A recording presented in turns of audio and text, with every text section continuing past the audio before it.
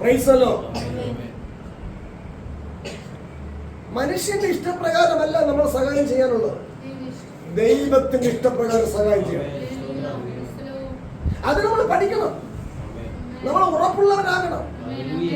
സ്തോത്രം. ആരെ സഹായിക്കണം എഴുതിയിട്ടുണ്ട്. ദുഷ്ടന് സഹായം ചെയ്യുന്നത് വിഹിതമോ? ആരാണ് ദുഷ്ടൻ?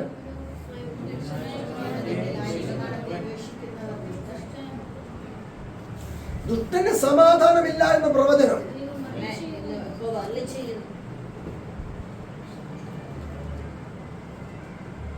അപ്പൊ സങ്കീർത്തനത്തിൽ വെളിപ്പെടുത്തിയിരിക്കുന്നത് ന്യായപ്രമാണത്തിന് പ്രിയമുള്ളവർക്ക് മഹാസമാധാനം ഉണ്ട്. അപ്പോൾ ആരാണ് ദുഷ്ടൻ? ന്യായപ്രമാണത്തിന് പ്രിയമില്ലാത്തവരാണ് ദുഷ്ടൻ.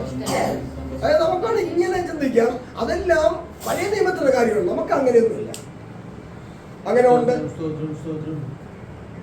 ദുഷ്ടന്റെ ജീവനെ രക്ഷിക്കാനല്ല ക്രിസ്തു വന്നത്, പാപിയെ രക്ഷിക്കാൻ. ദുഷ്ടനാര്? ന്യായപ്രമാണം ഉൾക്കൊള്ളാൻ മനസ്സില്ലാത്തവൻ. പാപിയാര്? ന്യായപ്രമാണം ഉൾക്കൊള്ളാൻ മനസ്സുള്ളവൻ. കാരണം ന്യായപ്രമാണം ഉൾക്കൊള്ളാൻ മനസ്സുള്ളവരിൽ മാത്രമേ, ആ ന്യായപ്രമാണത്തിൽ മാത്രമേ പരിശുദ്ധാത്മ വന്ന് വസിക്കുള്ളൂ. അങ്ങനെ വസിച്ചാല് ആ മനുഷ്യന് പാപബോധം കിട്ടുള്ളൂ.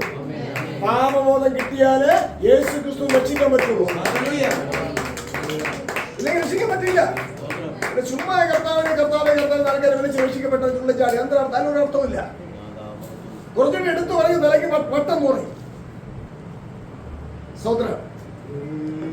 ഒരു സുപ്രഭാതത്തിൽ എഴുന്നേറ്റ് ജോലി കിട്ടാത്ത ഒരു മനുഷ്യൻ എനിക്ക് ജോലി കിട്ടിയെന്ന് ഇങ്ങനെ വിളംബരം ചെയ്തിട്ടുണ്ടെന്ന് അർത്ഥം തന്നെയാണ്. എന്താണ് ഗവൺമെന്റ് ജോലി കിട്ടാത്ത മനുഷ്യന് ജോലി കിട്ടി നിങ്ങൾ പറഞ്ഞുള്ളത് അതിന്റെ അർത്ഥം എന്താണ്? ബട്ട് സുഖമല്ല, മെന്റൽ പ്രോബ്ലം. വീടില്ലാത്ത ഒരു മനുഷ്യന് വീട് കിട്ടി ഇങ്ങനെ ചാടിക്കൊണ്ടിരുന്ന അതിന്റെ അർത്ഥം എന്താണ്? അതുപോലെ രക്ഷിക്കപ്പെടാതെ രക്ഷിക്കപ്പെട്ട് ചാടിക്കൊണ്ടിരിക്കുക മെന്റൽ പ്രോബ്ലം. നമുക്ക് തിരിച്ചറിയുന്നില്ല. സ്തോത്രം. രക്ഷിക്കപ്പെട്ട അടയാളം കാണിയില്ലേ? പ്രവൃത്തി കാണിയില്ലേ? വിശ്വാസം കാണിയില്ലേ? പ്രവൃത്തിയ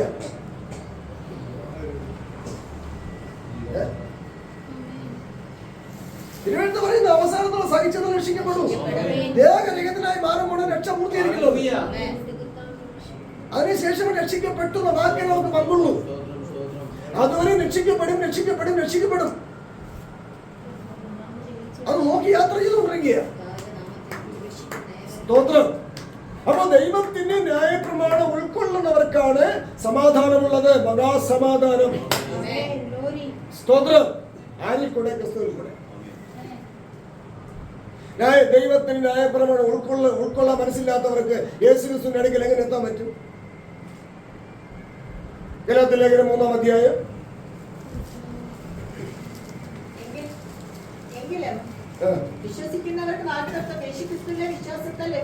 വിശ്വസിക്കുന്നവർക്ക് നിത്യജീവൻ എന്ന വാഗ്ദത്തം യേശുക്രിസ്തുവിൽ വിശ്വസിക്കുന്ന കാരണത്താൽ ലഭിക്കേണ്ടതിന് തിരുവെഴുത്ത് എല്ലാവരെയും പാപത്തിന് കീഴ് അടച്ചു കളഞ്ഞു. വിശ്വാസം വരുന്നതിന് മുൻപ് നമ്മിൽ വെളിപ്പെടുവാനിരിക്കുന്ന വിശ്വാസത്തിനായിക്കൊണ്ട് ന്യായപ്രമാണത്തിന് കീഴിൽ അടച്ചു സൂക്ഷിച്ചിരുന്നു. അങ്ങനെ നാം വിശ്വാസത്താൽ നീതീകരിക്കപ്പെടേണ്ടതിന് ന്യായപ്രമാണം ക്രിസ്തുയേശുവിന്റെ അടുക്കലേക്ക് നമ്മെ നടത്തുവാൻ ശിശുപാലകനായി മാറി. നാം ശിശുവും ന്യായപ്രമാണം പാലകൻ. വേറെ ഏത് വഴി ക്രിസ്തുവിന്റെ അടുത്തെത്താൻ പറ്റും? ന്യായപ്രമാണം മാത്രമല്ല, വിശ്വാസത്താൽ നാം നീതീകരിക്കപ്പെടുമെന്നാണ് റോമർ 5 എഴുതിയിട്ടുണ്ട്. പക്ഷെ ഇതിന് കട്ട് ചെയ്ത് കളഞ്ഞിട്ടല്ല റോമർ 5 വെളിപ്പെടുത്തിയത്. ഇത് ക്രിസ്ത്യാനികൾ എന്ന് പറയുന്ന, ക്രിസ്തുവിൽ വിശ്വസിക്കുന്നവർ എന്ന് പറയുന്ന നാം ഓരോരുത്തരും തിരിച്ചറിഞ്ഞില്ലെങ്കിൽ ഇതിന് ആരും തിരിച്ചറിയും? അപ്പൊ ഇതൊക്കെ തിരിച്ചറിയാൻ വേണ്ടിയാണ് ജ്ഞാനം. ആ ജ്ഞാനത്തിന് വേണ്ടിയാണ് അദ്ദേഹം പ്രസാദിക്കും. സ്തോത്രം. അറിഞ്ഞോ അറിയാതെയോ എന്റെ ശുശ്രൂഷയുടെ പ്രാരംഭഘട്ടത്തിൽ എനിക്കൊരു വ്യക്തി എനിക്ക് വേണ്ടി പ്രാർത്ഥിച്ചു. ജ്ഞാനവും വിവേകമുള്ളവര് ഹൃദയം കൊടുത്ത് ഈ സഹോദരനെ ശുശ്രൂഷയ്ക്ക് വേണ്ടി നയിക്കണമേ. എന്നാൽ പൊതുവിൽ പ്രാർത്ഥിക്കുന്ന പ്രാർത്ഥനകൾ ഭൗതിക കാര്യങ്ങളാണ്. വേറെ പല കാര്യങ്ങളും അവർ പ്രാർത്ഥിക്കുന്നു. പക്ഷേ എന്റെ ശുശ്രൂഷ തലത്തിൽ കാഴ്ചയോട് വയ്ക്കുന്ന ബന്ധത്തിൽ അവർ എനിക്കിട്ട് പ്രാർത്ഥിച്ചത് ജ്ഞാനവും വിവേകമുള്ള ഒരു ഹൃദയം എന്നിൽ തന്ന ശുശ്രൂഷയ്ക്ക് നടത്തണയാണ്.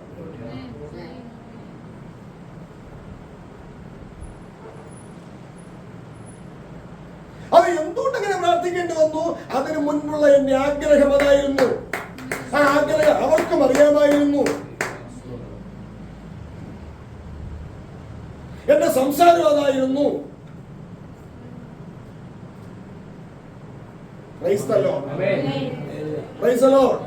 അപ്പൊ ഇതെല്ലാം നമ്മൾ ഗ്രഹിച്ചറിയണം, തിരിച്ചറിയണം.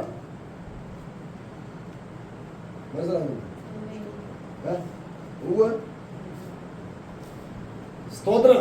മനസ്സിലാക്കണം, ഗ്രഹിക്കണം. നാം ഓരോരുത്തരും ഇങ്ങനെ ഇരിക്കേണ്ടവരല്ല, നാം ഓരോരുത്തരും എഴുന്നേൽക്കേണ്ടവരാ. മരിച്ചവരുടെ ഇടയിൽ നിന്ന് എന്ന് പറഞ്ഞാൽ ആത്മീയമായിട്ട് മരിച്ചു കിടക്കുന്നവരുടെ, മരിച്ചിരിക്കുന്നവരുടെ ഇടയിൽ നിന്ന് നമ്മൾ എഴുന്നേൽക്കേണ്ടവരാ, ഉണരേണ്ടവരാ, ഉണർന്ന് എഴുന്നേൽക്കേണ്ടവരാ. ആയില്ല, എഴുന്നേറ്റ് പ്രയാസിക്കേണ്ടവരാ.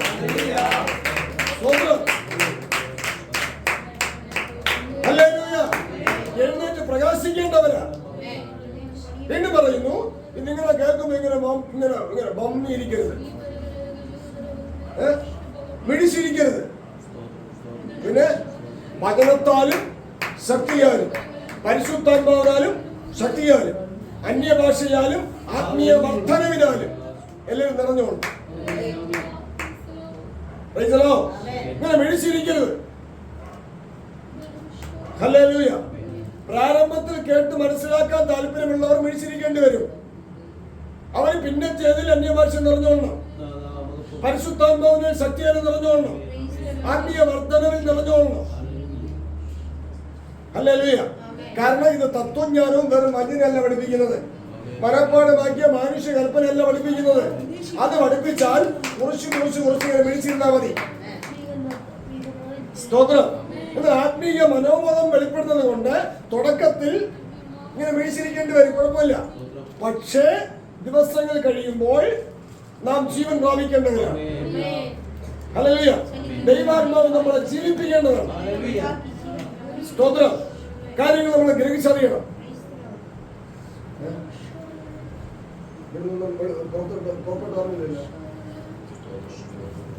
സ്തോത്രം.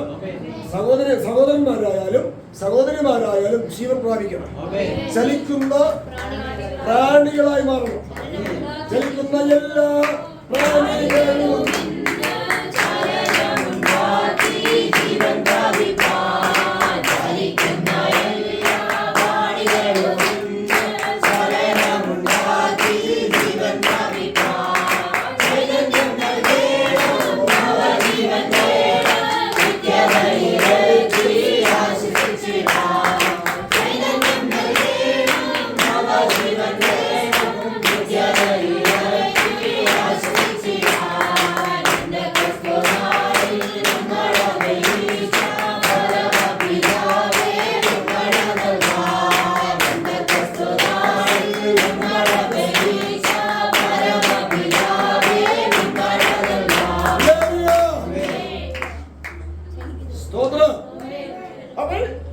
പിന്മഴയ്ക്ക് വേണ്ടി ദൈവത്തോട് അപേക്ഷിച്ചാൽ ദൈവം മിന്നൽ പിണരുകളെ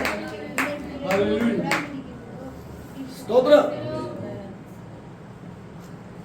ദിക്കൂർ ദിക്കല്ലിങ്ങനെ മിന്നി പ്രകാശിക്കുന്ന മിന്നൽ പിണരുകൾ, അത് ദൈവത്തിന്റെ വചനമാണ്, അത് പ്രകാശിക്കപ്പെടും. സ്തോത്രം. അപ്പൊ ഈ വക ഉപദേശ രൂപങ്ങളിൽ നമ്മൾ ഉത്കൃഷ്ടരായി മാറണം. ഇതെല്ലാം ഉത്തമമാണ്, അധമല്ല. അവിടെ അധമത്തോട് നമ്മൾ എതിർത്ത് ഉത്തമത്തിന് കീഴടങ്ങണം. ഹല്ലേലൂയ.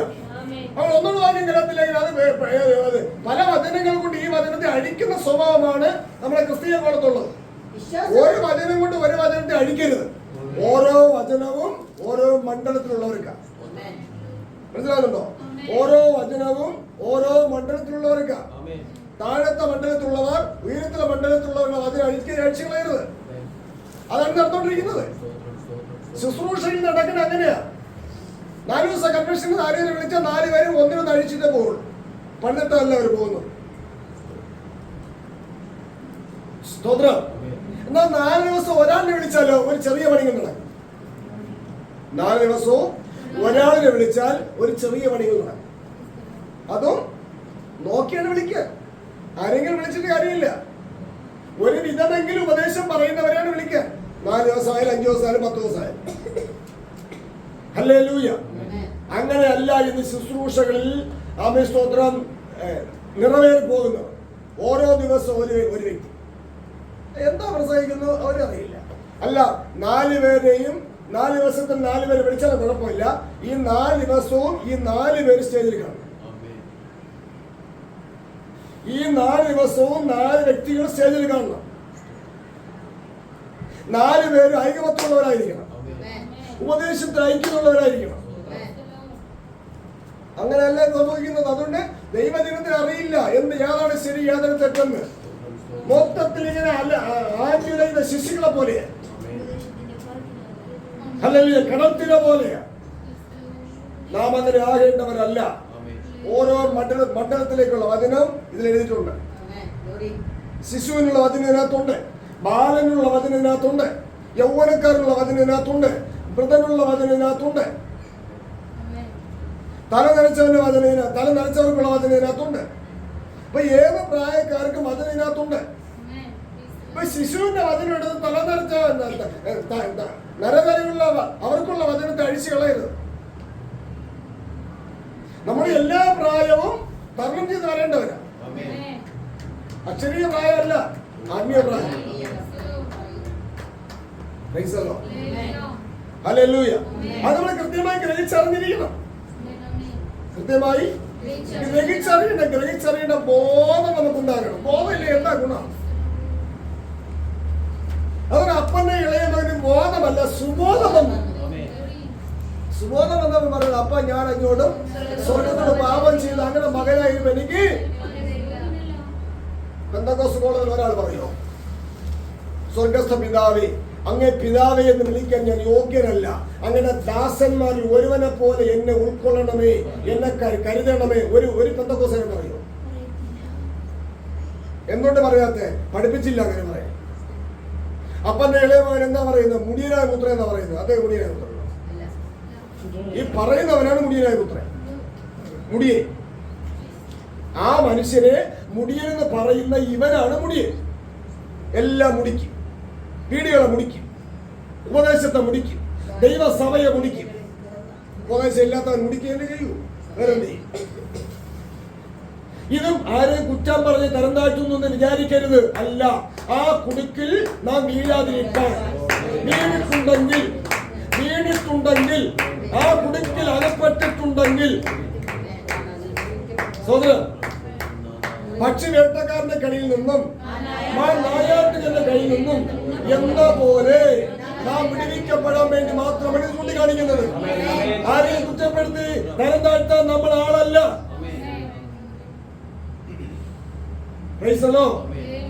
ഗലാത്യർ 3:22 മുതലല്ലേ? എങ്കിലും വിശ്വസിക്കുന്നവർക്ക് അതിനുമുമ്പുണ്ട്. മാനസാന്തരപ്പെട്ട് വിശ്വസിക്കുന്നവർക്ക് അതവിടെ ഇല്ല. അവിടെ വിശ്വാസം തൊട്ടേ ഉള്ളൂ. ഞാൻ വിചാരിക്കുന്നത് നമ്മൾ വിശ്വസിച്ചു അതിന് വാഗ്ദത്തം കിട്ടിയത്. മാനസാന്തരപ്പെടേണ്ട വിധത്തിൽ മാനസാന്തരപ്പെട്ടാലേ വിശ്വാസം എന്ന മണ്ഡലത്തിൽ വരാൻ പറ്റും. അല്ല, വരാൻ പറ്റില്ല. ആരും ചാടിയാലും വരാൻ പറ്റില്ല. ഇവിടെ ചാടിയിട്ട് മാത്രമേ ഉള്ളൂ. മനം തിരിയേണ്ട വിധത്തിൽ മനം തിരിഞ്ഞാൽ മാത്രമേ വിശ്വാസം എന്ന മണ്ഡലത്തിൽ എത്തിച്ചേരാൻ പറ്റത്തുള്ളൂ. അല്ല, ആർക്കും എത്തിച്ചേരാൻ പറ്റില്ല. സ്കൂളിൽ പഠിക്കുന്ന വിദ്യാർത്ഥികൾ 10ാം ക്ലാസ്സിൽ എത്തിച്ചേരണമെങ്കിൽ ഏതൊരു കാരണം ചുമ്മാ ചാടി 10ാം ക്ലാസ്സിൽ വന്നിട്ട് പഠിക്കാൻ പറ്റും, പരീക്ഷ എഴുതാൻ പറ്റും? സ്തോത്രം, സ്തോത്രം. അപ്പൻ വിവാഹം കഴിച്ചു, തലമുറകളെ കെട്ടി ജീവിക്കുന്നു. ആ ഉത്തരവാദിത്തം എന്തെന്ന് മനസ്സിലാക്കാതെ മകൻ വിവാഹം കഴിച്ച് അങ്ങനെ ഇരിക്കും.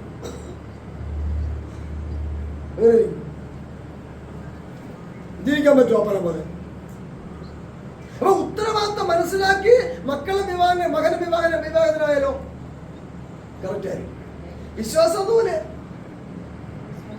സ്തോത്രം. മനം തിരിഞ്ഞ് വിശ്വസിച്ച പൗലോസ് അപ്പോസ്തലനാണ് പറയുന്നത്, വിശ്വാസം വിശ്വസിക്കുന്നവർക്ക് വാഗ്ദത്തം. ഒരാളല്ല പറയുന്നത്, മനം തിരിയേണ്ട വിധത്തിൽ അടുക്കും ചുട്ടയോടും ചട്ടപ്രകാരം മനം തിരിഞ്ഞ വ്യക്തിയാണ് പറയുന്നത്. അപ്പോൾ അതിന്റെ മുകളിൽ എഴുതിയിട്ടുണ്ട് മാനസാന്തരം എന്തെന്ന്. അവിടെ ഇല്ല, മറ്റധ്യായങ്ങളിൽ എഴുതിയിട്ടുണ്ട്, മറ്റ് ലേഖനങ്ങളിൽ എഴുതിയിട്ടുണ്ട്. അതിന്റെ തുടക്കം യേശു ക്രിസ്തു പറഞ്ഞിട്ടുണ്ട്. അതിന്റെ പുറകിൽ യോഹന്നാൻ സ്നാപകൻ പറഞ്ഞിട്ടുണ്ട്. മാനസാന്തരത്തിന് യോഗ്യമായ ഫലം കായ്പീൻ. ആ ഫലമുള്ളവരോട് യേശു ക്രിസ്തു പറഞ്ഞു, മാനസാന്തരപ്പെട്ട് സുവിശേഷത്തിൽ വിശ്വസിപ്പീൻ. അതിനുശേഷമാണ് ഇത് പറഞ്ഞത്. ഇപ്പോഴതൊന്നും ഇല്ലാതല്ലേ ഇത്. നമുക്ക് മാനസാന്തരത്തിന്റെ ഫലം എത്ര ഉണ്ട്? ഉത്കൃഷ്ടയോട് പറയാൻ പറ്റുമോ? എന്നിലുണ്ട് പറയാൻ പറ്റുമോ? സ്തോത്രം.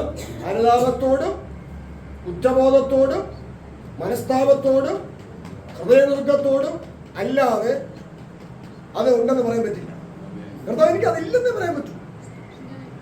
എന്തുണ്ട് മാനസാന്തരം എന്ന് പറയുന്നത്? എന്തുണ്ട്? ചൂണ്ടിക്കാണി എന്തുണ്ട്?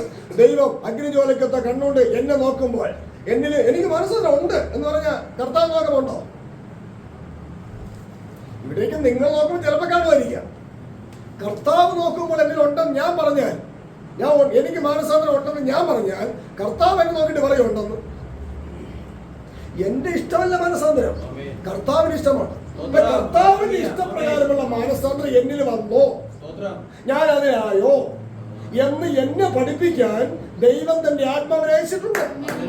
അതിനെ കേട്ട് പഠിക്കാൻ ഞാൻ മനസ്സില്ല എങ്കിൽ ഞാൻ പറയും ഞാൻ മാനസാന്തരപ്പെട്ടെന്ന് പറയും.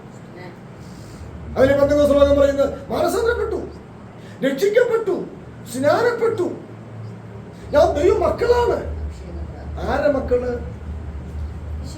ഫലം കാണിയില്ലേ? പ്രതിയോഗി ചോദിക്കും, നിന്റെ ഫലം പറ, നിന്റെ ഫലം വെളിപ്പെടുത്ത്. നീ ദൈവത്തിന്റെ മകനാണെങ്കിൽ പ്രതിയോഗി വഴിയിൽ പരിശോധിക്കും. സ്തോത്രം, സ്തോത്രം. ഇതെല്ലാം നമ്മൾ മനസ്സിലാക്കിയാൽ മാത്രമേ നമ്മുടെ മാനസാന്തരത്തിന് ഫലമുണ്ടോ എന്ന് മനസ്സിലാക്കാൻ പറ്റൂ. അത് ഫലം എങ്ങനെ ഇരിക്കണം, ഫലം ഏത് വിധത്തിലിരിക്കണം. ഫലം എന്ന് പറഞ്ഞാൽ അഭിനയമല്ല. ഫലം അഭിനയം ഫലമല്ല. അഭിനയമാണെന്ന് ദിവസങ്ങൾ ചെല്ലുന്നതിന് മുൻപ് വെളിപ്പെടും, സമയത്തിന് മുമ്പേ വെളിപ്പെടും ഇത് അഭിനയമായിരുന്നുവെന്ന്. എത്രയോ പേരുടെ അഭിനയം എന്റെ കണ്ണിൽ വെളിപ്പെട്ടിട്ടുണ്ട്, അക്ഷരാർത്ഥത്തിൽ. സ്വതന്ത്രം. ചിലരുടെ മാനസാന്തരം കണ്ട് എത്രയോ സന്തോഷിച്ചിട്ടുണ്ട്. ഞാൻ പറഞ്ഞിട്ടുണ്ട്, ഇത് അല്പസമയം കേട്ടിട്ട് പിന്നെ നമുക്ക് തീരുമാനിക്കാം. അപ്പൊ സമയം കഴിയുന്നതിനും അത് വെളിപ്പെട്ടിട്ടുണ്ട് ഇത് അഭിനയമായിരുന്നുവെന്ന്. ദൈവം അഭിനയത്തിന്റെ ദൈവമല്ല, ദൈവം അനുഭവത്തിന്റെ ദൈവമാണ്. നാം അഭിനയക്കാരാകരുത്, നാം അനുഭവമുള്ളവരാണ്. അനുഭവമാണ് ഗുരു. എന്താണ് അനുഭവം? ഗുരുവാണ് അനുഭവം. ആരാണ് ഗുരു? ക്രിസ്തു. ക്രിസ്തുവിനെ നമ്മൾ അനുഭവിക്കണം. ക്രിസ്തുവിനെ നമ്മൾ അനുഭവിക്കണം. അതാണ് നമ്മുടെ ഗുരു. ഹല്ലേലൂയ. ഭൂമിയിൽ എല്ലാവരും ഗുരു എന്ന് പറയരുത്. ആരും നായകൻ എന്ന് പേരെടുക്കരുത്. ഒരു വനത്രേ നിങ്ങളുടെ നായകൻ, ഒരു വനത്രേ നിങ്ങളുടെ ഗുരു. അതാരാണ്? നമ്മുടെ കർത്താവ് യേശു ക്രിസ്തു. ഭൂമിയിൽ ആരെയും പിതാവെന്ന് പറയരുത്, പിതാവെന്ന് ആരും പേരെടുക്കരുത്. ഒരു വനത്രേ നമ്മുടെ പിതാവ്, അവൻ സ്വർഗ്ഗസ്ഥൻ തന്നെ.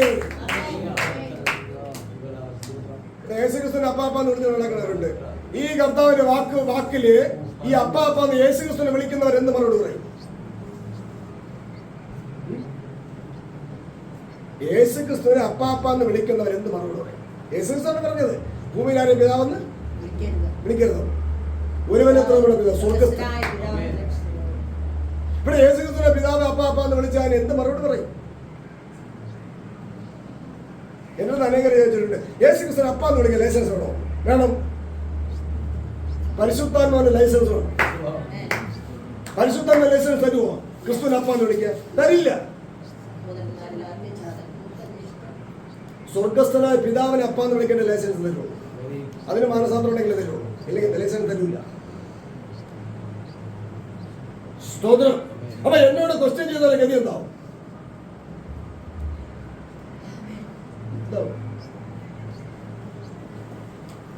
എന്റെ സ്വാർത്ഥതയ്ക്ക് വേണ്ടിയില്ലെന്ന് പറഞ്ഞിട്ടുള്ളത്. ഞാൻ പറഞ്ഞു, പക്ഷെ ഞാനല്ല പറഞ്ഞത്. സ്തോത്രം. എന്നിൽ ക്രിസ്തുവത്തിൽ സംസാരിച്ചത്.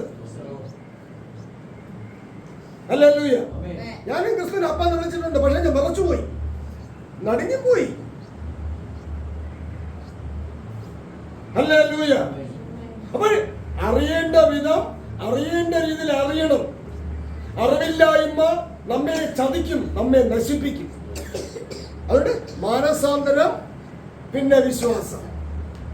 ബാക്കി എന്നോട് പറയുന്നത് വായിക്കാം. എങ്കിലും വിശ്വസിക്കുന്നവർക്ക് വാഗ്ദത്തം. യേശു ക്രിസ്തു വിശ്വസിച്ച കാരണത്താൽ ലഭിക്കേണ്ടതിന് സമ്മതിക്കോ? വിശ്വാസം, വാഗ്ദത്തം ഒക്കെ അവകാശം പ്രാപിക്കും. പക്ഷെ ഇത് പ്രാപിക്കാൻ വേണ്ടി തിരുവെടുത്ത് ആര് നമ്മെ എന്ത് ചെയ്തു? പാപത്തിന് കീഴടച്ചു. നമ്മൾ സമ്മതിക്കോ? നമ്മളെ ആരെങ്കിലും സമ്മതിപ്പിച്ചിട്ടുണ്ടോ? പഠിപ്പിച്ചിട്ടുണ്ടോ?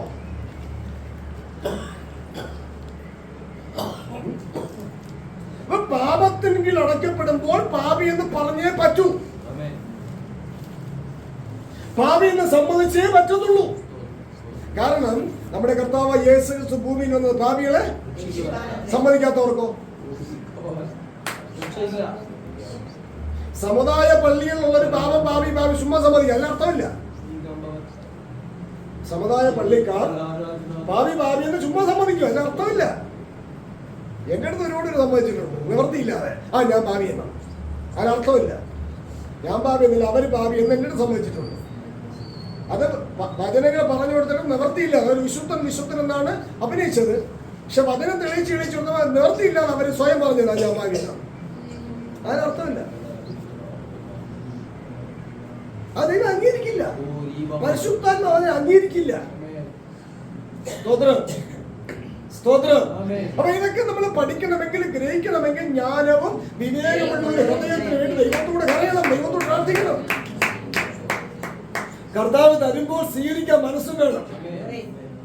ഇനി ജ്ഞാനവും വിവേകമുള്ള ഹൃദയം തരുന്നത് കർത്താവിനോട് പ്രാർത്ഥിക്കുമ്പോൾ കർത്താവ് നേരിട്ട് ഇങ്ങനെ തുപ്പട്ടിയിൽ ഇറക്കി തരുമെന്നല്ല. അതാണ് അവിടെ വിഷയമുള്ളത്. സ്തോത്രം. കർത്താവിനോട് ചോദിച്ചാൽ കർത്താവ് എവിടെ തരുന്നത്? ഉപദേഷ്ടാവിൽ കൂടിയാണ് തരുന്നത്, സഭാമുഖാന്തരമാണ് തരുന്നത്, സഹോദരങ്ങളിൽ കൂടിയാണ് തരുന്നത്. അവിടെയാണ് സഹോദര ബന്ധത്തിന്റെ ആവശ്യം, സഹോദര പ്രീതിയുടെ ആവശ്യം, ഭർത്തൃപ്രിയന്റെ ആവശ്യം. കാരണം ഭർത്താവിന് ലഭിക്കും, ഭാര്യയ്ക്ക് ലഭിക്കില്ല. അപ്പൊ ഭർത്താവിനോട് ചോദിച്ചു പഠിക്കണം ഭാര്യ. അപ്പൊ എന്താണ്? ഭർത്താവിന് കിടങ്ങി പറ്റും. അവിടെയാണ് കുടുംബം. അപ്പോൾ ഭർത്താവിന് ലഭിക്കത്തക്കവണ്ണം ഭർത്താവ് ദൈവത്തിന് കിടങ്ങി പറ്റൂ. ദൈവവചനത്തിന്റെ യാഥാർത്ഥ്യതയിൽ കിടങ്ങാതെ ഭർത്താവല്ല.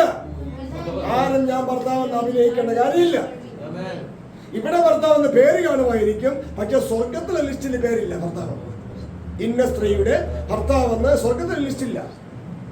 ലിസ്റ്റ് വരണമെങ്കിൽ സ്വർഗീയ പ്രകാശനത്തൊത്തവണ്ണം ഭർത്താവ് നിർണയിക്കണം. പള്ളിയുടെയും പാരമ്പര്യത്തിന്റെയും അടിസ്ഥാനത്തിൽ ഭർത്താവ് നിന്നാൽ ഭർത്താവിന് ലഭിക്കില്ല. സ്തോത്രം.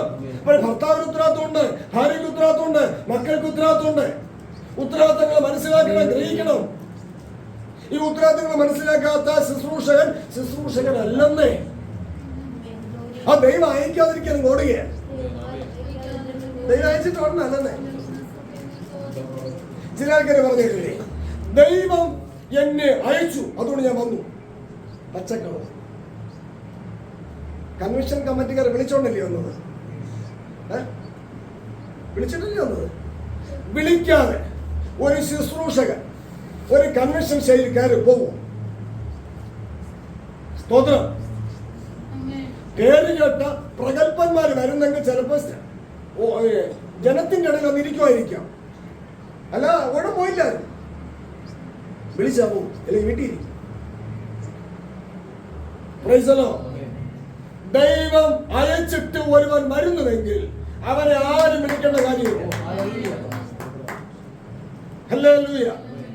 ഇനി വിളിച്ചു, ഡേറ്റ് കുറിച്ചിട്ടു, വന്നു, പറയണ ദൈവം അയച്ചെന്ന പച്ച കള്ളമല്ലേ? അതൊക്കെ പിന്നെ ദൈവം അയക്കാതെ വരുമോ? വരും. ഡേറ്റ് കൊടുത്തോണ്ട് വരുന്നത്. സ്തോത്രം, സ്തോത്രം. ഇനി വിളിച്ചു, ഡേറ്റ് കൊടുത്ത് വന്നു, ദൈവം അയച്ചെങ്കിൽ ദൈവത്തിന്റെ അറിയിക്കും. ഇവിടെ എന്താ അറിയിക്കുന്നത്? എന്താ അറിയിക്കുന്നത്? ജനത്തിന്റെ കൈയടി കിട്ടാൻ വേണ്ടിയുള്ള കാര്യം പറയും. അത് ദൈവം അയച്ചതല്ല. യോഹന്നാൻ സ്നാപകന് ദൈവം അയച്ചു. എന്ത് പറഞ്ഞു? കൈയടി കിട്ടാൻ വേണ്ടി പറഞ്ഞു. കൈയടി കിട്ടാൻ വേണ്ടി അദ്ദേഹം സംസാരിച്ചോ?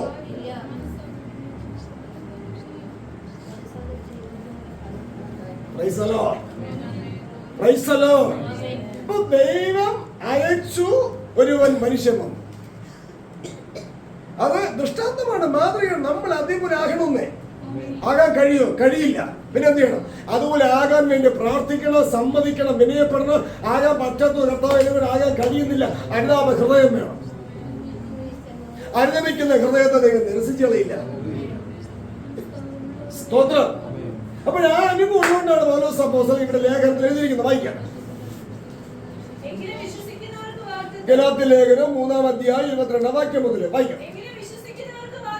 എങ്കിലും വിശ്വസിക്കുന്നവർക്ക് വാഗ്ദത്തം, മാനസാന്തരപ്പെട്ട് വിശ്വസിക്കുന്നവർക്ക് വാഗ്ദത്തം നിത്യജീവനാണ്. വാഗ്ദത്തം യേശു ക്രിസ്തുവിനുള്ള വിശ്വാസത്തെ ലഭിക്കേണ്ടതിന് തിരുവെഴുത്തെല്ലാവരെ പാപത്തിൽ നിന്ന് എഴുന്നേൽപ്പിച്ചെന്നല്ല. ഇന്നത്തെ വിശ്വാസം എന്താണ്? പാപത്തിൽ നിന്ന് മോചിപ്പിച്ചെന്നാണ്. ഇല്ല, തിരുവെഴുത്തെല്ലാവരെ പാപത്തിന് വേണ്ടി അടച്ചു. അവിടെ ഇനി അവിടെ ഇരുന്ന് പടി അടയ്ക്കപ്പെടുകയാണ്. പിടിക്കപ്പെടുകയില്ല, അടയ്ക്കപ്പെടുകയാണ്. മനം തിരിയുന്നവരുടെ അടുത്ത ശുശ്രൂഷ അടയ്ക്കപ്പെടുക. എന്താ? നമ്മുടെ സഹോദരന്മാർക്ക് ഭാര്യ ഭർത്താക്കന്മാർക്ക് ഇന്നലെ അടയ്ക്കപ്പെട്ടിരിക്കുക മനസ്സുണ്ടോ? അടയ്ക്കപ്പെട്ടിരിക്കുക ശുശ്രൂഷകന്മാർ നിങ്ങൾ അനുവദിക്കുമോ? അനുവദിക്കുമോ?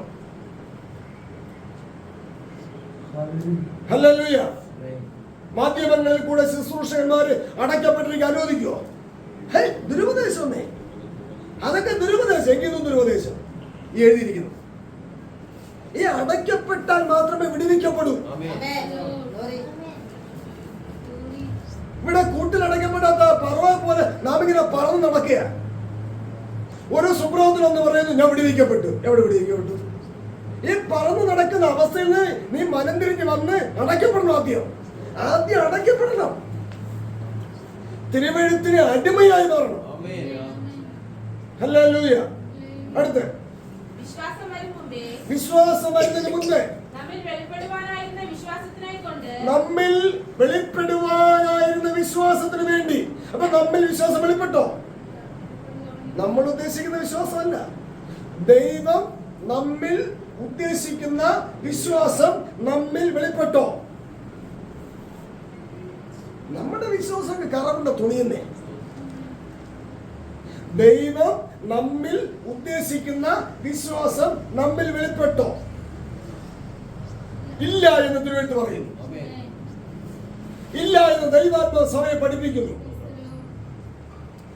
അതാണ് വിശ്വാസം വരും മുമ്പേ നമ്മിൽ വെളിപ്പെടുവാനിരുന്ന വിശ്വാസത്തിനായിക്കൊണ്ട്.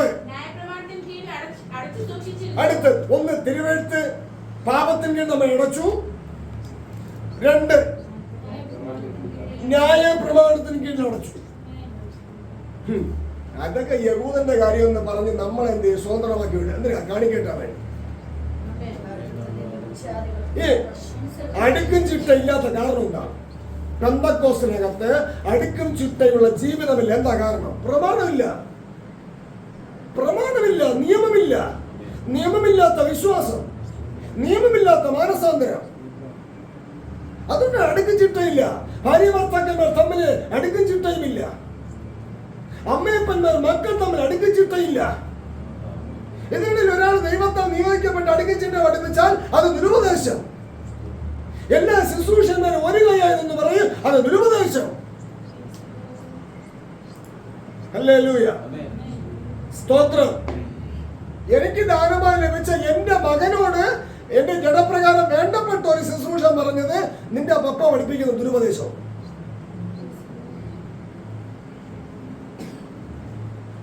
സ്തോത്രം. അത് മകൻ എന്നോട് പറഞ്ഞതുകൊണ്ട് ഞാൻ അറിഞ്ഞില്ലെങ്കിലോ?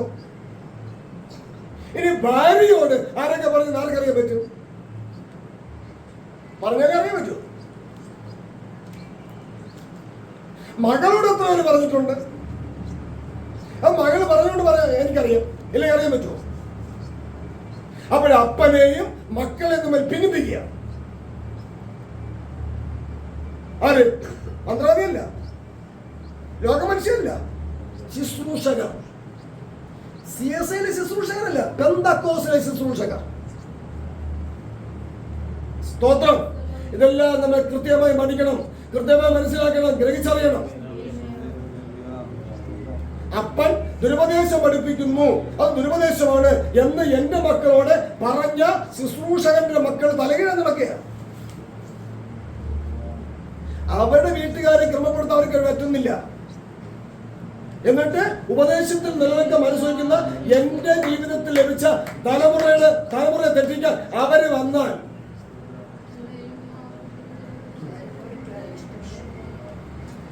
മക്കളോട് ഇരിപ്പുണ്ട്, ചോദിച്ചു നോക്കണല്ലേ? സ്തോത്രം. ഈ ഉപദേശങ്ങളെ ഗ്രഹിച്ചറിയാൻ മനസ്സോടെ വരേണ്ട സഹോദരങ്ങളുടെ ഇരിപ്പുണ്ട്, അവരോട് ചോദിച്ചു നോക്കണം. മറ്റ് ശുശ്രൂഷകൾ പറഞ്ഞിട്ടുണ്ടോ ഈ ദുരുപദേശത്തോടെ പഠിപ്പിക്കണേന്ന്? Hallelujah, hallelujah. അപ്പൊ ഇതൊക്കെ നമ്മൾ തിരിച്ചറിയണം. എന്റെ പ്രാരംഭഘട്ടത്തിൽ ഒരു ശുശ്രൂഷ എന്നോടെന്ന് പറഞ്ഞു, പ്രതീഷ് എന്ന് പറയാം, നിനക്ക് കോഴി സൂപ്പ് കുടിക്കേണ്ട സമയമായിരുന്നു. കോഴി സൂപ്പ് കുടിക്കേണ്ട സമയം. ആര് പറഞ്ഞ? Pentecost pastor.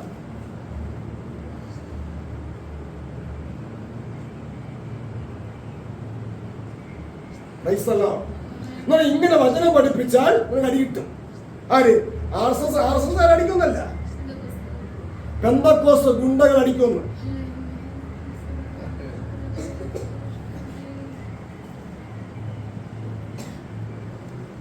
അത് ഉപാധ്യായി പറഞ്ഞത് പാസ്റ്റർമാരെ വയറ്റിലടിക്കുന്ന ഈ ഉപദേശം. വചനം പഠിപ്പിക്കുന്നവര് പഠിക്കുന്നവരെല്ലാം തമ്മിൽ ഓഹരി കൊടുക്കും. അത് ഫലമെങ്കിൽ ഫലം, സമ്പത്തെങ്കിൽ സമ്പത്ത്. അത് വചനം പഠിപ്പിക്കുന്നവര് അവൻ ആഹാരത്തിന് മുട്ടുകൊണ്ടി വരില്ല, അവന്റെ കൊറ്റാണ് കിട്ടും. പിന്നെ വയറ്റിലടിക്കുന്നതിന് വയറ്റിലടിയല്ലത്. ഇപ്പൊ കള്ളം പറഞ്ഞ് ജനത്തെ വഞ്ചിച്ച് ജനത്തെ പഠിപ്പിച്ച് പടപ്പിന് അവനാണ് വഞ്ചിക്കുന്നവൻ, അവനെ വയറ്റിലടിക്കും. ഇതൊക്കെ പ്രാരംഭഘട്ടത്തിൽ ഇങ്ങനെ ഉണ്ടായി. ഇപ്പൊ പിന്നെ ഞാൻ അങ്ങനെ പറയേണ്ട കാര്യമില്ല. അല്ലാതെ തന്നെ ന്യൂസ് ചാനലുകളുണ്ടല്ലോ, യൂട്യൂബ് ചാനലുകളുണ്ടല്ലോ യവന്മാരെയൊക്കെ വെട്ടിയടിക്കാൻ വേണ്ടി. ഇതൊക്കെ ദൈവത്താൽ ഉളവാകുന്നതാണ്. സ്തോത്രം. വചനം പറയും പോലെ ഞാൻ ആർത്തില്ലെങ്കിൽ കല്ലുകൾ ആർക്കും. സ്തോത്രം. ഇങ്ങനെയൊക്കെ പറഞ്ഞ് എന്നെ ആർക്കാൻ അനുവദിക്കാതാക്കി. പകരം കല്ലുകൾ ദൈവം എഴുപ്പിച്ചു. ആ കല്ലുകളുമായിട്ട് എനിക്ക് ബന്ധമുണ്ട്. പ്രൈസലോ. എന്ത് ബന്ധം? അവര് തെറ്റുകളെ ചൂണ്ടിക്കാണിക്കുന്നു എന്ന അർത്ഥത്തിലുള്ള ബന്ധം. പക്ഷെ അവരെ രക്ഷ പ്രാപിക്കണമെങ്കിൽ മറ്റുള്ളവർ തെറ്റ് ചൂണ്ടിക്കാണിച്ചാൽ പോരാ, അവരെ തെറ്റ് അവർ ഗ്രഹിക്കണം. ഹല്ലേലൂയ. അപ്പൊ തിരുവെഴുത്ത് എല്ലാവരെയും പാപത്തിൽ അടച്ചു. അടുത്ത് വിശ്വാസം വരുന്നതിന് മുൻപ് നമ്മിൽ വെളിപ്പെടുവാനിരുന്ന വിശ്വാസത്തിനായിക്കൊണ്ട് അടുത്ത ന്യായപ്രമാണത്തിന് കീഴിൽ അടച്ചു സൂക്ഷിച്ചു. നമ്മളെ എന്നാണ് അടച്ചു സൂക്ഷിച്ചത്? ആരാണ് അടച്ചത്? ന്യായപ്രമാണത്തിൽ അടച്ചു സൂക്ഷിച്ചെങ്കിൽ നമ്മൾ ആരായി മാറുമായിരുന്നു? അവർക്കാണ് പുതിയ നിയമ ശുശ്രൂഷ ഉള്ളത്. അല്ലാതെ പുതിയ നിയമ ശുശ്രൂഷക്കാരായി വിളിച്ചിരിക്കുന്നത് പൗലോസ് പറഞ്ഞ അർത്ഥത്തിൽ ഈ തോന്നിയവസ്ഥ നടക്കുന്ന ഒരുത്തനെ പുതിയ നിയമ ശുശ്രൂഷകരായിട്ട് വിളിച്ചിട്ടില്ല. ഇരിക്കേണ്ട ഇടത്തിരുന്ന് പഴുക്കണം.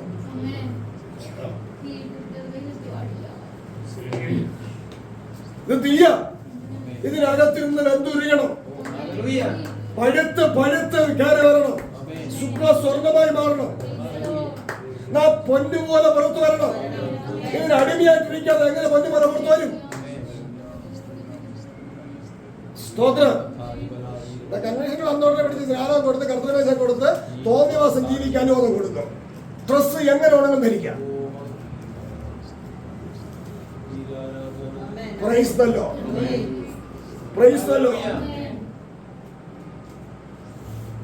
ഹല്ലേലൂയ. എന്നെ സമയം ഞാൻ ഒരു കാര്യം പറയുന്നുണ്ട്. സഹോദരന്മാര് മര്യാദയ്ക്ക് കോളറൊക്കെ വെച്ച് ചിലതൊക്കെ തുറന്നിട്ടുണ്ട് ഒരു റോഡിലെ പോലെ സ്വത്രം എന്നാലും വെച്ച് കൈയൊക്കെ നീട്ടി. അപ്പോൾ സഹോദരിമാരെ ചൂണ്ടിക്കാണിച്ചു കൊടുക്കും, ഇതാ സഹോദരൻ കണ്ടോ, നിന്റെ ഭർത്താവിനെ കണ്ടോ, നിന്റെ ഭർത്താവ് അങ്ങനെ വസ്ത്രം ധരിച്ചിരിക്കുന്നത്, അതുപോലെ ധരിച്ചോണ്ടാ. അങ്ങനെ സഹോദരിമാരെ കൈ വസ്ത്രം ധരിക്കാൻ തുടങ്ങി. അപ്പോൾ പാസ്റ്റർമാർക്ക് ക്രമീകരണം തുടങ്ങി. സഹോദരിമാർ കൈനീളത്തിൽ വസ്ത്രം ധരിച്ചപ്പോൾ പാസ്റ്റർമാർക്ക് ക്രമീകരിയ.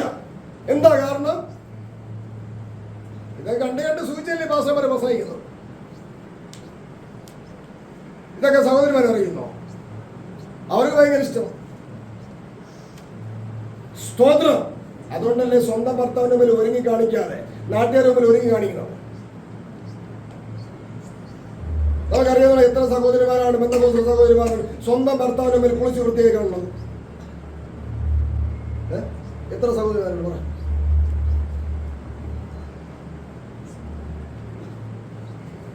സ്തോത്രം. നാട്ടിൽ കുളിച്ച് വൃത്തിയായി എങ്ങനെ വേണമെങ്കിലും കാണിച്ചോളൂ. സ്വന്തം ഭർത്താവിന് മുമ്പിൽ ഒരു മുഷിഞ്ഞ വസ്ത്രം, നിസ്സർത്ത വസ്ത്രം, രാത്രി കിടന്നുറങ്ങാൻ പറ്റുമോ?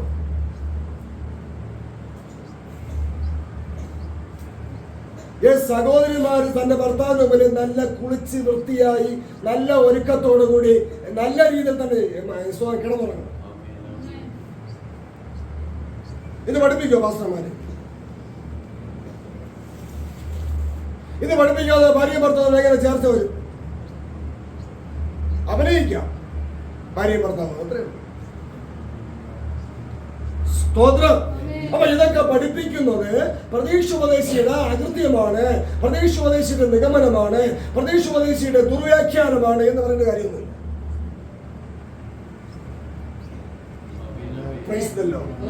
ഹല്ലേലൂയ. അതുകൊണ്ട് ഇവിടെ ഇരിക്കുന്ന സഹോദരിമാരാകുന്ന വിവാഹം കഴിഞ്ഞ സഹോദരിമാർ മനസ്സിലാക്കിക്കൊണ്ട് സ്വന്തം ഭർത്താവിന്റെ അടുക്കല് നല്ല കുളിച്ച് വൃത്തിയാക്കി ജീവിക്കണം.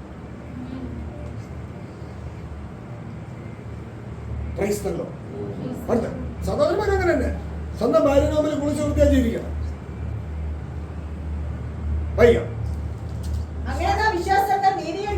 അങ്ങനെ നാം വിശ്വാസത്താൽ, അവൻ മേൽ പറഞ്ഞ കാര്യങ്ങളെ ചേർത്താണ്, അങ്ങനെ നാം വിശ്വാസത്താൽ നീതീകരിക്കപ്പെടേണ്ടതിന്. വിശ്വാസത്താൽ നീതീകരിക്കപ്പെടേണ്ടതിന് റോമർ 5 കൂടി വരുമ്പോൾ, ആകയാൽ നാം വിശ്വാസത്താൽ നീതീകരിക്കപ്പെട്ടിട്ട് എപ്പോൾ? ന്യായപ്രമാണ ക്രിസ്തുവിന്റെ അടുക്കലേക്ക് എത്തിച്ചപ്പോൾ. ഇന്ന് അങ്ങനെയാണ് ഓരോരുത്തർ പറയുന്നത്, ഞങ്ങൾ വിശ്വാസത്താൽ നീതീകരിക്കപ്പെട്ടു.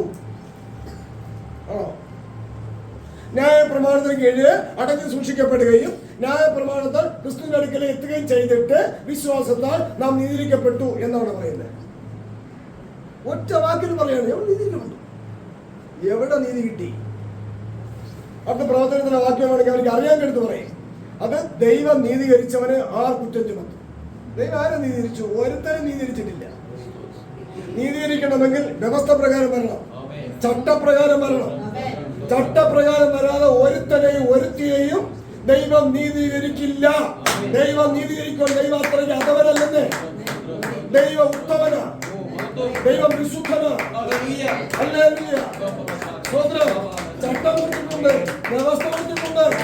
ആ വ്യവസ്ഥ പ്രകാരം വരുന്നവരെ മാത്രമേ യേശു ക്രിസ്തുവിനെ ദൈവം നീതീകരിക്കുകയുള്ളൂ.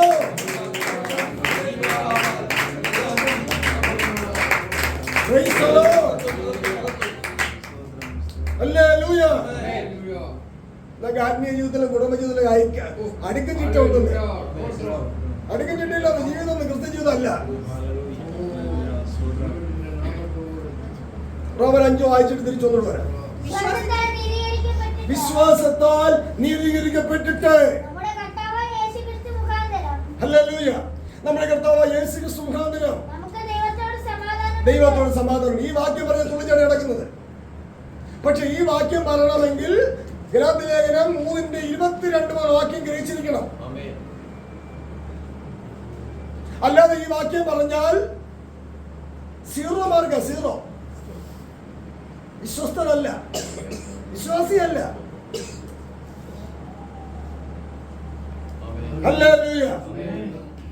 ഇതൊന്നും ദുർവ്യാഖ്യാനം എന്ന് പറയുന്ന കാര്യം ദുർവ്യാഖ്യാനല്ല. ഇത് അടുക്കും ചിട്ടയോ. 1 കഴിഞ്ഞിട്ട് എത്ര എഴുതണം? 2. ഇവര് 4 എഴുതും. എന്നിട്ട് പറയും 1 കഴിഞ്ഞ് 4 തന്നെ എന്ന് പറയും. 4 കഴിഞ്ഞിട്ട് എത്ര? 5. ഇവര് 7 എഴുതിട്ട് പറയും 4 കഴിഞ്ഞ് 7 മതിയെന്ന്. അതുപോലെ വചനം പഠിപ്പിക്കുന്നത് അടുക്കും ചിട്ടയില്ല, ക്രമമില്ല. ഇത് ബൈബിൾ കോളേജിൽ പഠിപ്പിക്കുമോ? ഇല്ല. ഇവർ ബൈബിൾ കോളേജിൽ പഠിച്ചിട്ടില്ല വന്നിറങ്ങി പ്രസംഗിക്കുന്നത്. സ്തോത്രം, സ്തോത്രം. പിന്നെ അവർ ഓരോ ടോപ്പിക്കാക്കി വഹിക്കും.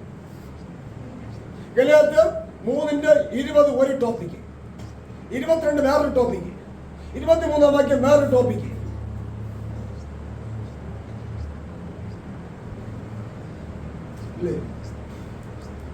റോമർ 5 അത് വേറൊരു ടോപ്പിക്ക്. ഇവരൊക്കെ കൂടെ തിരുവചനത്തെ ടോപ്പിക്കാക്കി വിഷയം മാറ്റി ജനത്തിന്റെ ഹൃദയത്തെ വഞ്ചിച്ചു. ജനത്തിന്റെ ഹൃദയം ദൈവവചനത്തിൽ നിൽക്കുന്നില്ല. ഹൃദയം വഞ്ചിക്കപ്പെടുന്നു, മനോഭാവം വഞ്ചിക്കപ്പെടുന്നു, ചിന്തകൾ വഞ്ചിക്കപ്പെടുന്നു. എത്രയോ പേർ എൻ്റെ അടുത്ത് പറഞ്ഞിട്ടുണ്ട്, നിങ്ങൾ എന്താ പറയുന്നത്, ഞങ്ങൾക്കൊന്നും മനസ്സിലാവുന്നില്ല. സ്റ്റേജിൽ പ്രസംഗിക്കുമ്പോൾ പുറകിലിരിക്കുന്ന മാസ്റ്റർമാർ തമ്മിൽ കൈയടിക്കും. എന്തിനു പറയണം? ഞങ്ങനെ ഇടയ്ക്കിടയ്ക്ക് പുറകോട്ട് തിരിഞ്ഞൊക്കെ അവർ കൈ കൊടുക്കും. അപ്പോഴവരിങ്ങനെ എന്താണ് ഈ പറയുന്നത്? പെട്ടെന്ന് തിരിയുമ്പോൾ അവർക്ക് അറിയാൻ പറ്റില്ലല്ലോ. എന്തിനാണ് അവർ തമ്മിൽ എന്തിനാണ് പറയുന്നത്? പെട്ടെന്ന് പറയുന്നു. അവരിങ്ങനെ പറയുന്നു. എന്തിനു പറയുന്നത്? 25 വർഷം 30 വർഷം 50 വർഷം പാരമ്പര്യമുള്ള മാസ്റ്റർമാരാണ്. Praise the Lord. കാരണം 1, 3, 5, 7, 10, 14 ഇങ്ങനെയാണ് അവർ അടുക്കും ചിട്ട പഠിച്ചത്. ഇവിടെ പോയി പഠിപ്പിക്കുന്നു 1 കഴിഞ്ഞ് 2 ആണ്, 2 കഴിഞ്ഞ് 3 ആണ്, 3 കഴിഞ്ഞ് 5 അല്ല 4 ആണ് എന്നിവിടെ പഠിപ്പിക്കണം. ആയോധിക്ക് എന്ത് പഠിപ്പിക്കുന്നത്? ഇനി ഒരു ഉദാഹരണം പറഞ്ഞാൽ 10ാം ക്ലാസ്സിൽ പഠിക്കുന്ന ഒരു വിദ്യാർത്ഥി LLB പഠിപ്പിക്കുന്ന അവിടെ ക്ലാസ്സിൽ പോയിരുന്നിട്ട് നല്ല മനസ്സിലാവും. അതുപോലെ വലിയ പേര് കണ്ട് പ്രാസംഗികന്മാർക്ക് ഒരു അറിയില്ല.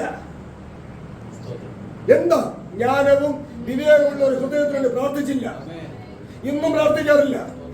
പ്രാർത്ഥിച്ചാൽ മാത്രം പോരാ, ഒരുവന് ജ്ഞാനം കുറവാകുന്നുവെങ്കിൽ ഭക്ഷിക്കാതെ, ലക്ഷ്യപ്പെടാതെ, കോപിക്കാതെ, ഇറങ്ങിപ്പോവാതെ, ഞാനിപ്പോൾ ആത്മഹത്യ ചെയ്യും എന്ന് പറയാതെ, വീണ്ടും പറയുന്നു ഞാനിപ്പോൾ ആത്മഹത്യ ചെയ്യും എന്ന് പറയാതെ,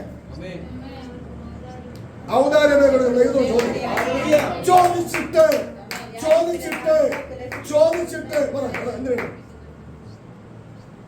ഔദാര്യമേ കൊടുക്കുന്ന ദൈവത്തോട് ഞാനും ചോദിച്ചിട്ട് എന്ത് ചെയ്യണം?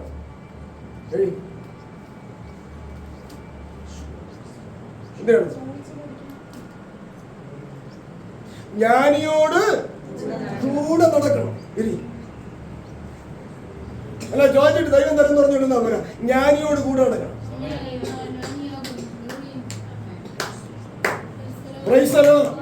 ജ്ഞാനിയോട് കൂടെ നടക്കുമ്പോൾ ഇവിടെ ഇരിക്കുന്ന എല്ലാവരോടും ചോദിച്ചിട്ടുണ്ട്, നീ ഇപ്പൊ അവന്റെ കൂടെ പോണേ, നീ ഇപ്പൊ അവന്റെ കൂടെ പോണേ, ഇനി അറിയാത്ത രീതിയിൽ ആരെങ്കിലും വന്ന് കാര്യങ്ങൾ എന്തെങ്കിലും അല്പം മനസ്സിലാക്കിയിട്ട് സംസാരിക്കണമെങ്കിൽ അവരോടം പറയും പ്രതീക്ഷനെ അറിയാമോ എന്ന് ചോദിക്കും. പ്രതീക്ഷനെ അറിയാമോ എന്ന് ചോദിക്കും. എന്താ അങ്ങനെ ചോദിച്ചേ? അല്ലെങ്കിൽ സംസാരം കേട്ടിട്ട് അങ്ങനെ തോന്നുന്നു.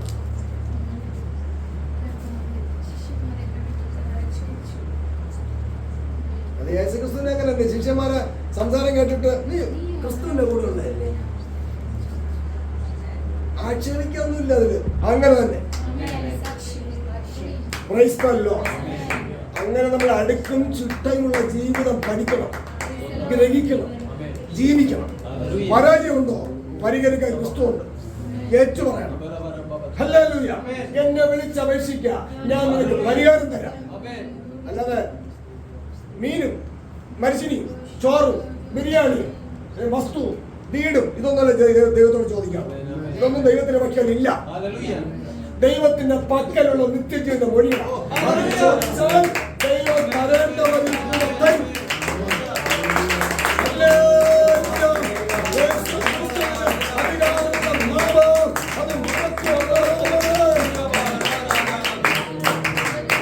അത് ഇരുമ്പോടാമ്പലുകളെ തകർക്കുന്ന നാമമാണ്.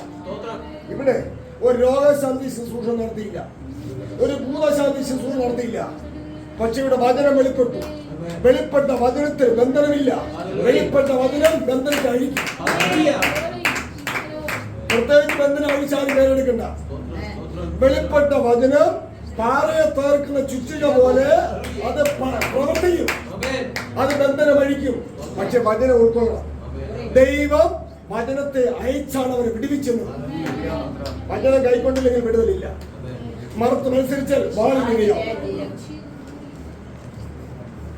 സ്തോത്രം. ആൾക്കാർ ചോദിക്കുന്നത് എങ്ങനെ? ദൈവം കീറുകളയോ കൊന്നുകളയോ വെട്ടികളയോ? ദൈവം വെട്ടും, കൊല്ലും, കീറും, നിന്നെ നശിപ്പിക്കും. ദൈവത്തിനെ കൊണ്ട് എന്തൊക്കെ ചെയ്യുന്ന ഒരാളൊക്കെ നിങ്ങൾക്ക് വൈരാഗ്യം തീർക്കും. സംശയമൊന്നും വേണ്ട,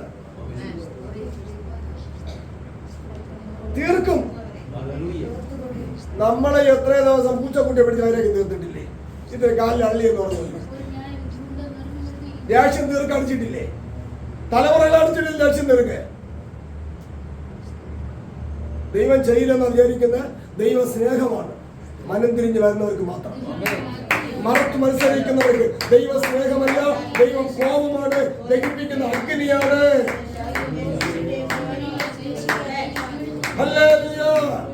ദുഷ്ടന്മാരുടെ തലമേ ചുഴറ്റിയടിക്കുന്ന കൊടുങ്കാറ്റ്. അതായത് ദൈവത്തിന്റെ ന്യായപ്രമാണം ഉപേക്ഷിക്കുന്ന ദുഷ്ടന്മാരുടെ ചുഴത്തിയടിക്കുന്ന കൊടുങ്കാറ്റ. അവന്റെ ബുദ്ധിമണ്ഡല ചുഴത്തികളെ അറിയാൻ പറ്റില്ല എന്താണ് ഈ സംസാരിക്കുന്നത്. അവന്റെ ബുദ്ധിമണ്ഡലം മൊത്തം കറങ്ങിയിരിക്കും, കറങ്ങിക്കൊണ്ടിരിക്കും, സ്ഥിരപ്പെടില്ല. അതാണ് ദൈവത്തെ ചുഴലിക്കാറ്റ്. ചുഴത്തിയടിക്കും. അവനെ ഒരു പന്ത് പോലെ എടുത്ത് നീ ഇറങ്ങിയാണ്. എന്റെ പറയണത് അറിയാം. ഞാൻ ഇപ്പം അത്തന്നെ മറവിൽ ഇങ്ങനെ ഇരിക്കുകയാണ്. അത്തന്നെ മറവിൽ ഇരുന്നിട്ട് തന്നെ പരസ്ത്രീയുടെ പുറകെ നടക്കണം. അത്തന്നെ മറവിൽ ഇരുന്നിട്ട് തന്നെ പരപുരുഷന്റെ പുറകെ നടക്കണം. നടക്കുവോ? അത്തന്നെ മറവിൽ ഇരിക്കുന്നവരെ പരപുരുഷന്റെ പുറകെ പോവോ? പരസ്ത്രീയുടെ പുറകെ പോവോ? പോവോ? പോവോ? പരകാലം പോവോ? തെളിവുകൾ നിരവധി ഉണ്ട്. പരസ്ത്രീയാണോ പരപുരുഷനാണോ? തെളിവുകൾ നിരവധി ബൈബിളിൽ